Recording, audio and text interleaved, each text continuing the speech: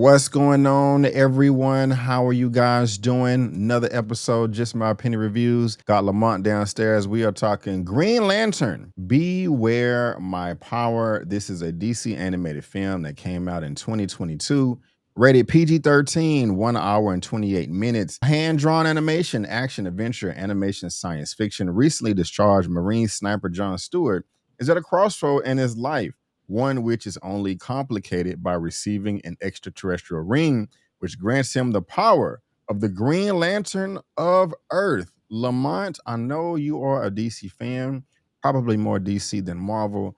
What did you think about this film, sir? Also, guys, full spoilers over here. That is your warning. Go ahead. I liked it. And as someone who likes these type of films, comics, I judge them based on how many times do I want to rewatch them. This was something I did want to rewatch more than once, more than twice, possibly even 3 or 4 times.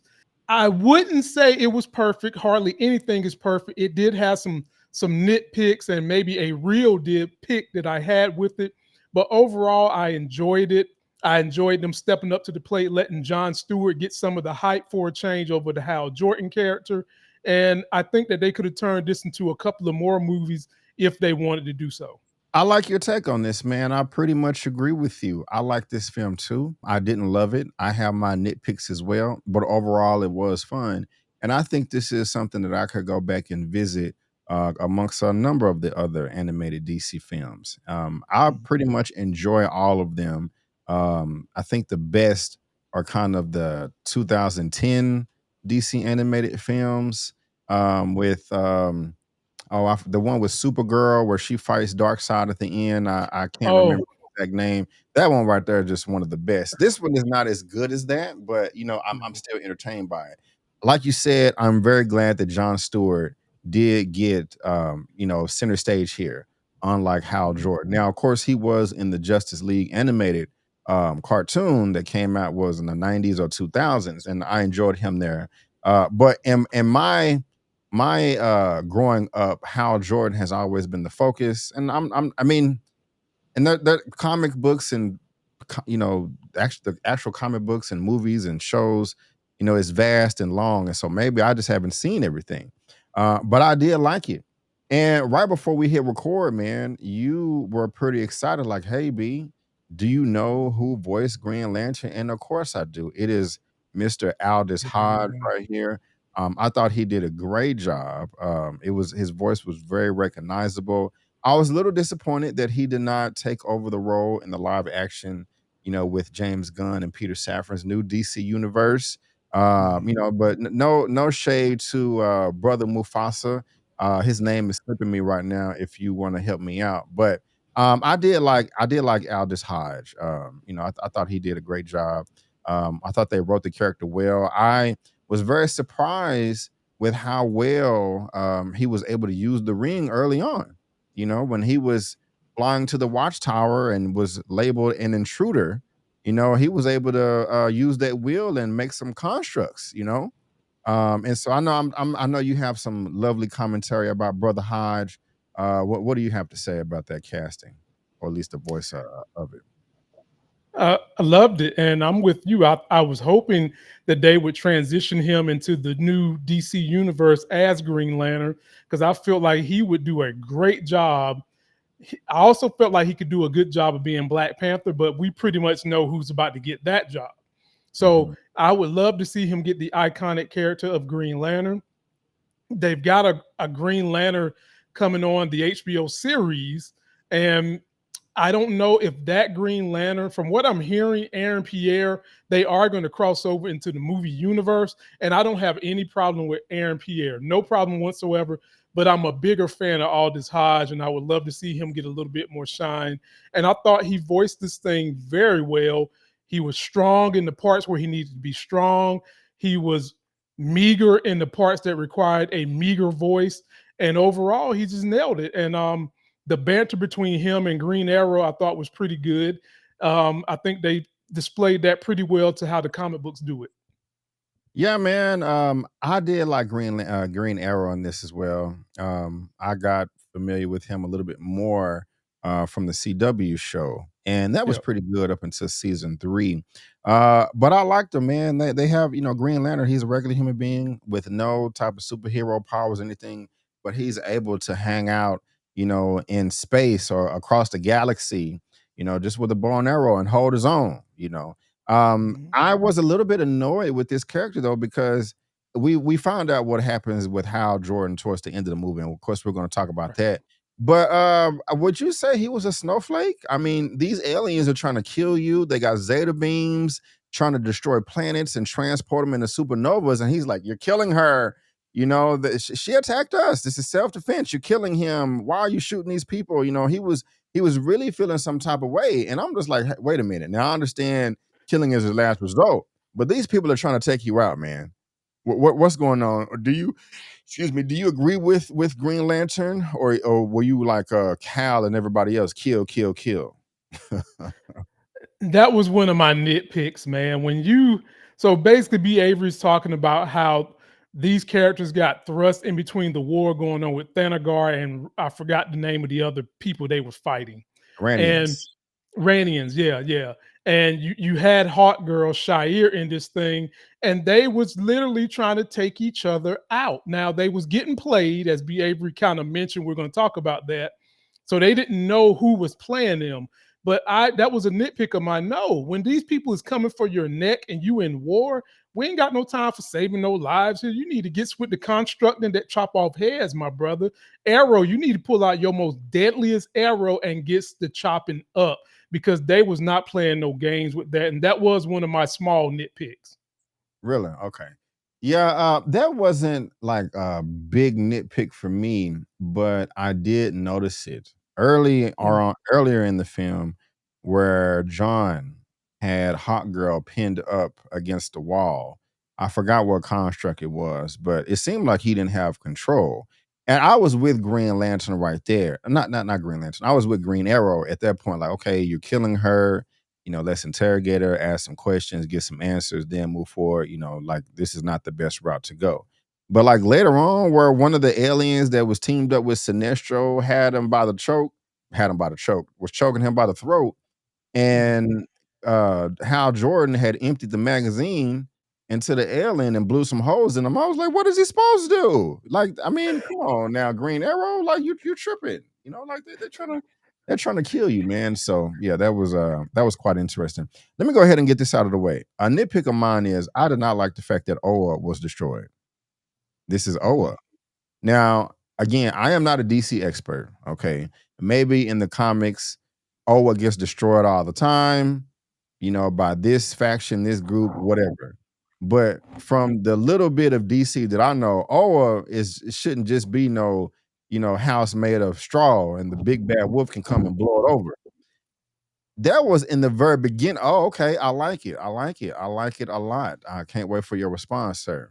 But not only was that in the beginning of the film that disappointed me, Lamont, towards the end of the film, we find out that the was destroyed by just Hal Jordan alone and Sinestro.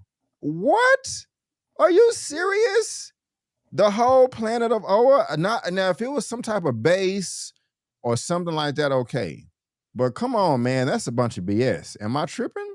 Or how do you feel about that? The thing is with Oa can be Oa. Let me break this down. The best way I can put it is, you remember how when Asgard got destroyed, it was basically, Asgard is not a place; it's a people. Well, the Green Lanterns and Oa is not necessarily a place; is wherever that giant recharging lantern can be housed. So Oa can be any planet where they can get that giant lantern to go.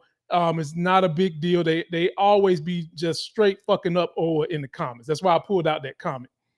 But they basically used Parallax as helping Hal and Sinestro get these godlike powers, and that's how they was able to destroy Oa. So I didn't have my nitpick wasn't that. I was okay with that part.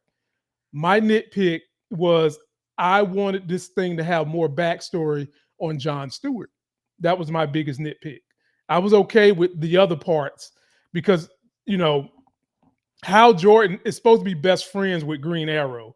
So that's kind of why they had a little tension or thing going on.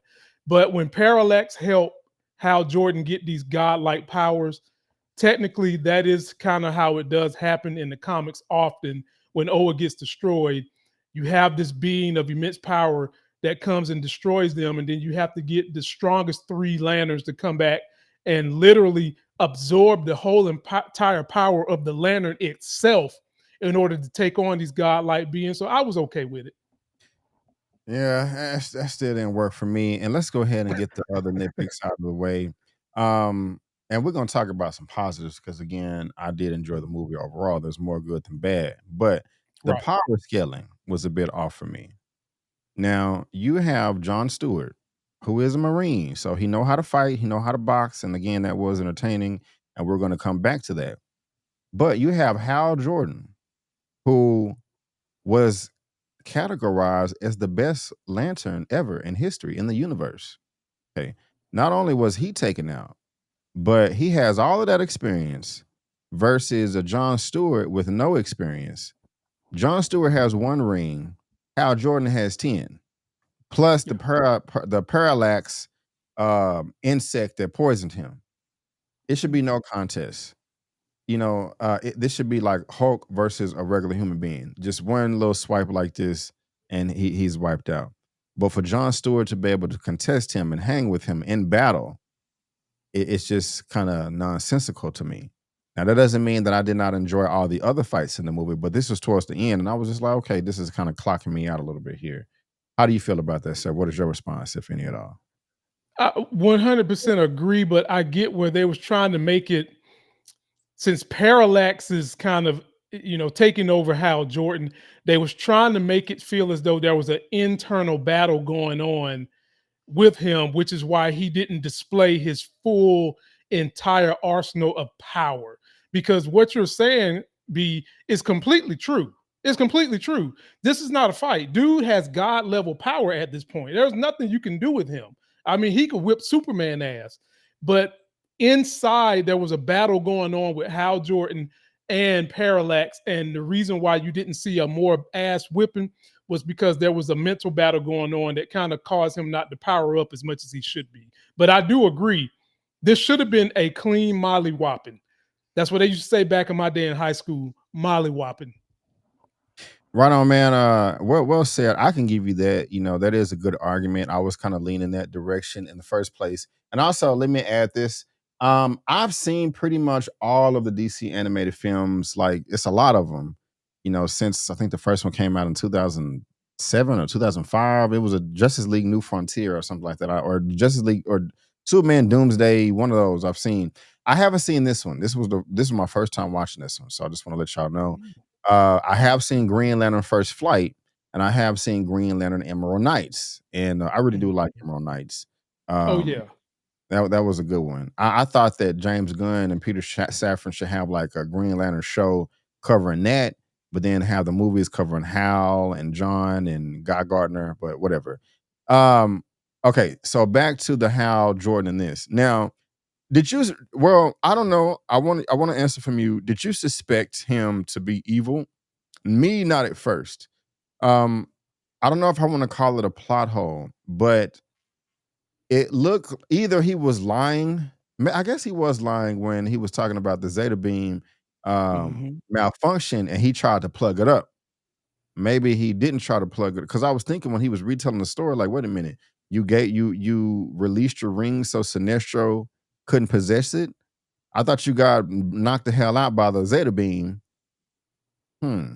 I just thought about that. Maybe you can clarify that for me. I was gonna say though, I am glad that he just did not turn evil. I'm glad that he was poisoned. His mind, his body, his soul, whatever was hacked, was infiltrated by some evil Hmm. force, some evil entity. So, I mean, this is Hal Jordan. You know what I'm saying? So him, if he just, I want to be bad, I wouldn't have liked that. So I like the fact that it was not under his control. Do you have any response to anything I just said or commentary, anything like that? I agree. And I kind of knew when he was kind of helping them in the beginning. I had already had a feeling, because I see this so often in these type of stories where you have like these. heroes or anti-villains fighting each other, and they're fighting each other because someone has created it, someone has put that in motion. Mm. And that's what happened here. And I kind of had the idea that Hal Jordan was behind it. He was putting these pieces in motion. But my issue was, okay, why would he be doing this? Because he's not an evil guy. He's never evil. And then when Sinestro popped up, is kind of when I started thinking, okay, he's got it. Something is controlling him. And I thought maybe Sinestro had merged the rings and was able to control him that way somehow, some others. But I had an idea it was Hal Jordan, and I knew it wasn't Sinestro because that would have been too obvious. But I had an idea it was him, and I just wanted to know when I was watching it, how would they conclude it? And my question to you would be, are you okay with the way they concluded the story? No, because I just don't like the fact that all of the Green Lanterns were destroyed, like, Kilowog and the other one that looks like a dinosaur bird, I forgot his name, he's real popular. I don't know, I just it seemed too easy for me to me that all the Green Lanterns was just wiped out. And because at one point towards the end, Hal was like, "Yes, I get," or it was a Hal or Sinestro, like, "Yes, I get to enjoy killing the last Green Lantern." I'm like, "What?" There's like at least 1,000 of these things. Like all of if I don't know, maybe it's hundreds, maybe it's thousands. I know it's a lot. They all over the place. So it just seemed way too easy for me. I did like Sinestro though. When he popped up, I was like, okay, this is obvious, but at the same time, I do like it.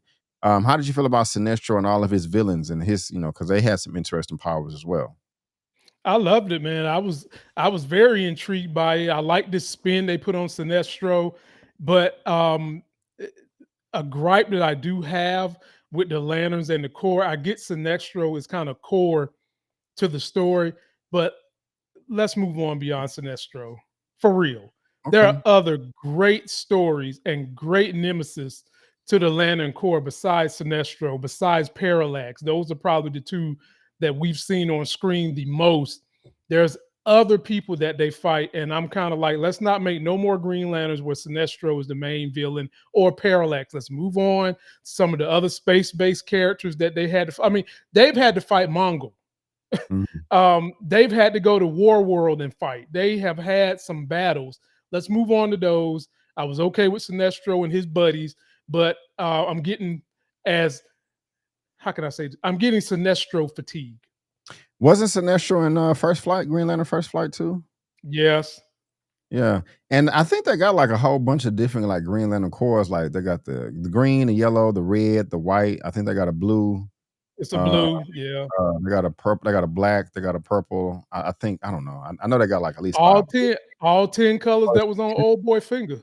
Oh, okay, okay. I'm finna ask Chat GBT. Well, I can ask later or whatever. How did you feel about Hawk Girl? Because I know I told you I had some questions or not questions, but some thoughts on her. How did you feel about Uh, her? Not really the casting, the voice. I mean, you can comment on that if you want to, but just the character. Not as tough if I would like to see her.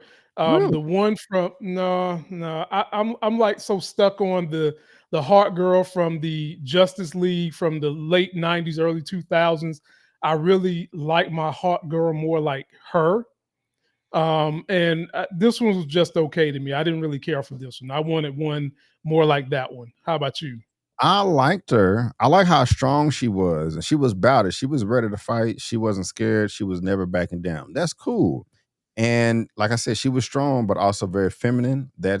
I like that in real life. No, a woman doesn't have to be strong, but if you happen to be strong and can beat ass and still have a little bit of femininity to you, I mean, hey, that's cool. That's a nice little bonus.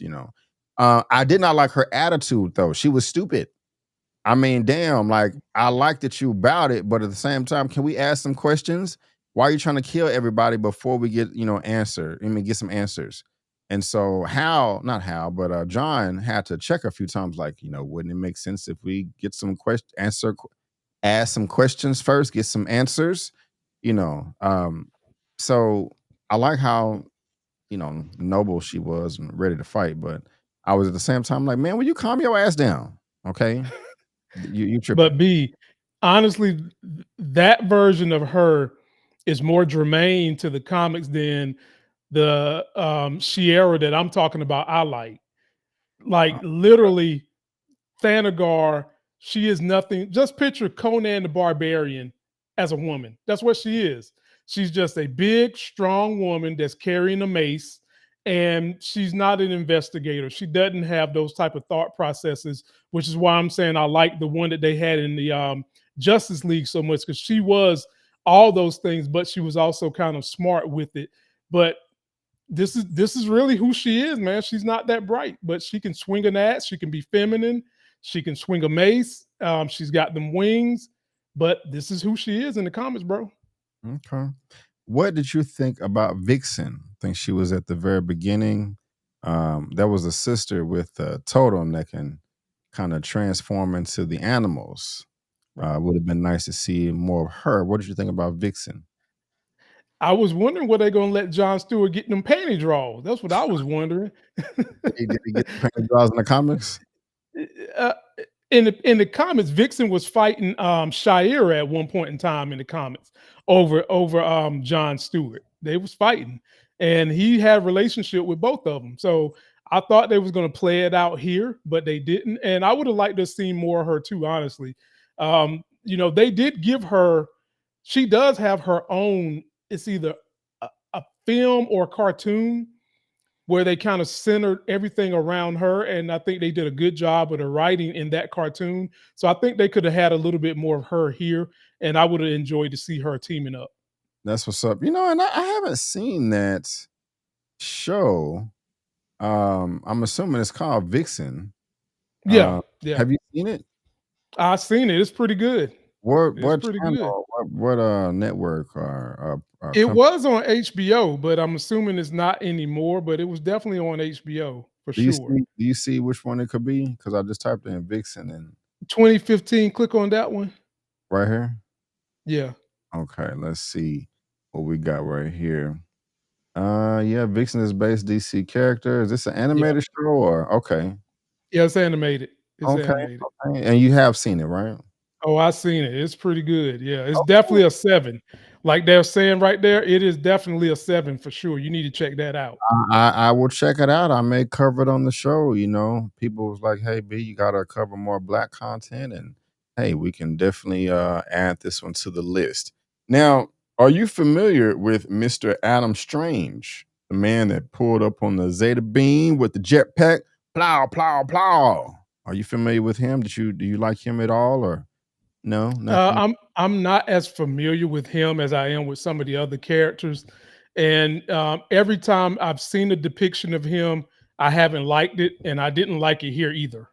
Mm, okay. I did like Martian Manhunter. They had him all cut up and swole, like he was doing some push-ups and Hmm. pull-ups before, they shot his scene. It would have been nice to have a little bit more of him. But one thing, Lamont, though, that did hold up with all the other DC animated films with this one is the action and the choreography. I always say with my superhero comic book adaptations, whatever it is, I want a full display of all powers and abilities from my characters. And you normally don't have that problem with that in animated stuff, but they showed up and showed out for me in this one. I was not let down. I was very, very entertained by the action, the fight, and the choreography. How'd you feel about that? 100%. This was one of the strongest points of the show. The action, the choreography, the fight scenes. It was amazing in this show. I enjoyed it. I liked the music that was associated with some of these fight scenes.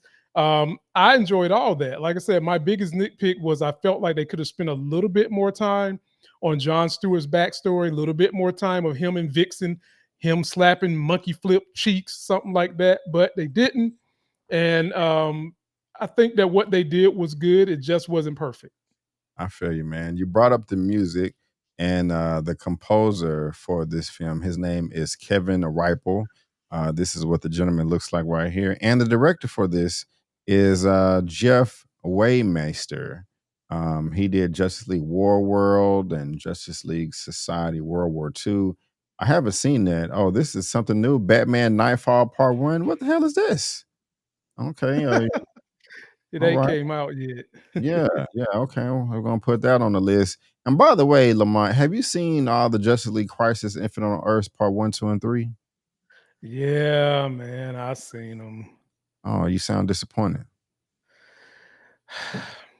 Save I that mean, thought. if you Save that. okay, Save that okay, thought. okay. Lamont, what are your final thoughts, if any at all, for Green Lantern? Beware my power. We need more of this Green Lantern. We need to see how he's going to reestablish the Lantern Corps. I don't see why you do this story and you don't have him go back and reestablish the Corps, go back and get the Guardians and all the things he's got to do. I think you have to do that, and hopefully, we'll get a chance to see that in the future. Same. I also like the fact that his training with the ring was a bit rushed, but it still made sense. I mean, it's a power ring, so to be able to download information and have training programs and just kind of teach him the lore, that worked very, very well to me. And I also like the fact that Green Arrow knew so much about the ring. Like, hey, you gotta use the charger, the battery pack. You gotta say the oath, and that makes sense. I mean, that him and Green Arrow and Hal Jordan have a long relationship, so they Mhm. would know, and that showed how much passion he had at the very beginning of the film. Like, you killed our friend. Where's our friend? So, I enjoyed it overall. I like the fighting. I like the characters. I like the story. The plot, though, could have been buttoned up a little bit more, and the power scaling was a bit off. But I do want to see more of this, or I enjoyed it overall, and I like all of the other DC animated films as well. If you're watching this on my channel, subscribe to Lamont right here. Link is in the description. And if you're watching this on Lamont's channel, please subscribe to my channel. We both will really appreciate it. We also did a review for uh, Michael Jai White's Trouble Man. And so if you like Michael Jai White and you like martial arts, me and Lamont have a review for you there. Also, right now, Tyler Perry released a new film called Tyler Perry's Finding Joy. And because of that, I have a little Tyler Perry marathon. I got Why Did I Get Married 2 reviewed on my channel. Family That Prays, Medea's Family Reunion, Good Deeds, Daddy's Little Girls, Diary of a Mad Black Woman. I mean, I got a lot of Tyler Perry stuff. So just make sure you subscribe and check that out too if you are a Tyler Perry fan. I'm mostly covering all the positive stuff. But guys, we want to thank you so much for tuning in. And before you go, don't forget, I'm B. Avery, that's Lamont, and that's just our opinion. Peace out, and we'll see you next time.